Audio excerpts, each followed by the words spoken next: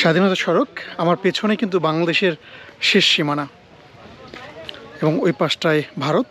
আর আমরা যে রাস্তা ধরে হাঁটছি এখন, এটাই হলো সেই স্বাধীনতা সড়ক। আমাদের যে চার নেতা ছিলেন জাতীয়, তারা এই রাস্তা দিয়ে ভারত থেকে বাংলাদেশে আসে এবং মুজিবনগর সরকারের যে শপথ অনুষ্ঠান, সেই অনুষ্ঠানে যোগ দেয়, তাই তো? এবং তাদের সঙ্গে মুক্তিযোদ্ধারাও ছিলেন। আচ্ছা, আমরা তাহলে এখন ওখানে যাব। ওকে, চলেন তাহলে যাই। আপনারা তো শুনলেন এই রোডের কথা, যে এই রোডটা কি উদ্দেশ্যে তৈরি করা হয়েছিল। পিছন দিয়ে হাঁটি, স্বাধীনতা সড়ক ধরে এখন আমরা ভিতরে ঢুকবো, আসলে মুজিবনগর কমপ্লেক্সের ভিতরে। আসান ভাইয়ের এই পাখি ভ্যানে করে ঘুরছি, কিন্তু ভালো লাগছে, একটা অন্যরকম একটা অভিজ্ঞতা হচ্ছে।